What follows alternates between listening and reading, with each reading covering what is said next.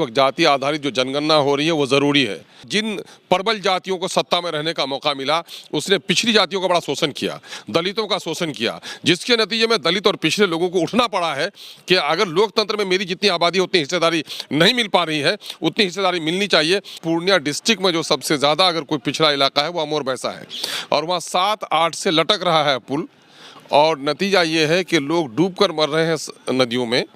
अंग्रेज के ज़माने की तरह महसूल देकर कश्तियों पे पार उतरते हैं। बेटियां न स्कूल जा पाती हैं, न बीमारों के लिए हॉस्पिटल जाने के लिए एम्बुलेंस वहाँ जा पाता है। है दौरा से आपको अब सवाल ये पैदा होता है कि मुख्यमंत्री हैं, जनादेश उनको मिला है, उनके हाथ में सत्ता है। उम्मीद तो क्या है, हम लोग तो देख रहे हैं कि अभी समस्याओं से उलझा हुआ है ना। जो यहाँ पर अफसरशाही है और सारा लापापोती हो रहा है, उससे बहुत उम्मीद तो नहीं हूँ। बिहार विधानसभा के अंदर इस वक्त हम मौजूद हैं, हमारे साथ ही आईएम के विधायक और प्रदेश अध्यक्ष अब्दुल इमान साहब हैं। सर, आज बैठक हुई है सभी विधायकों की, क्या कुछ रहा सर? सभी विधायकों की बैठक अलग अलग तौर पर हुई है। जिन दिनों में विधानसभा के सत्र नहीं चलते, उस ज़माने में विधायी कार्यों की समीक्षा करने के सिलसिले में राज्य के अंदर में विकास के संबंध में समीक्षाएं की जाती हैं और ये कमेटियां कभी कभी स्थल दौरा भी करती हैं और जो विभागीय कार्य हैं उसकी समीक्षा करती हैं। तो इस दौरान में इन्हीं चीज़ों की समीक्षा की जाती है।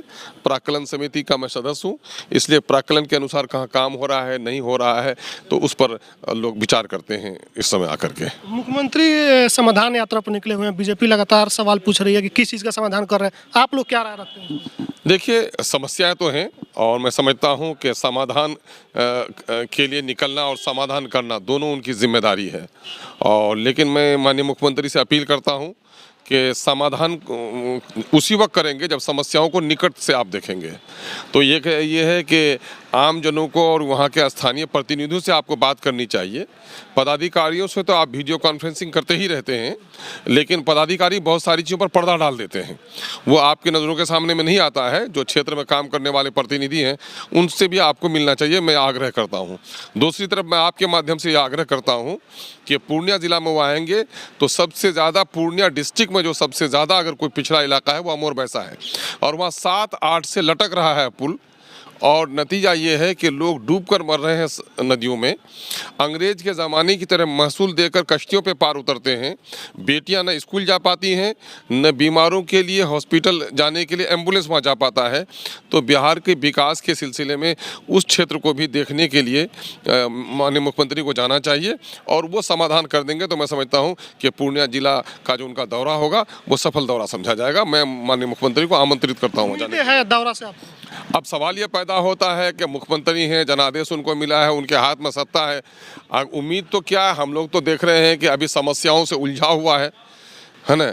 जो यहाँ पर अफसरशाही है और सारा लापापोती हो रहा है, उससे बहुत उम्मीद तो नहीं हूँ। लेकिन माननीय मुख्यमंत्री गए हैं समीक्षा के लिए और देखने के लिए, तो बहरहाल देखते हैं, इनके आने के बाद ही कोई बात कह पाएंगे। जाति आधारित गणना शुरुआत हो गई है, इस पर आप क्या राय रखते हैं? देखिए, जाति में देश को बांटना और धर्म में बांटना यकीनन है ये गलत काम है, लेकिन मैं समझता हूँ कि इस वक्त जाति आधारित जो जनगणना हो रही है वो ज़रूरी है। मेरा आकलन ये है कि अंग्रेज़ों के खिलाफ पूरा राष्ट्र एक था। जात, मजहब, धर्म, क्षेत्र, भाषा से उठकर लोग अंग्रेजों के खिलाफ लड़ रहे थे, वो सच्चा राष्ट्रवाद था। लेकिन स्वतंत्रता की प्राप्ति के बाद 15 अगस्त को ही लोगों ने राष्ट्रवाद को दफना दिया। कहीं क्षेत्रवाद, कहीं भाषावाद, कहीं जातिवाद के नारे लगे और जिन प्रबल जातियों को सत्ता में रहने का मौका मिला, उसने पिछड़ी जातियों का बड़ा शोषण किया, दलितों का शोषण किया, जिसके नतीजे में दलित और पिछड़े लोगों को उठना पड़ा है कि अगर लोकतंत्र में मेरी जितनी आबादी उतनी हिस्सेदारी नहीं मिल पा रही है, उतनी हिस्सेदारी मिलनी चाहिए। इस संबंध में बिहार से ये जो आवाज़ उठी है, मैं इसका पूरा समर्थन करता हूं कि जाति वो गणना होनी चाहिए, जिसकी जितनी आबादी है उसको इतनी हिस्सेदारी उनकी तय होनी चाहिए। ये सही काम हो रहा है।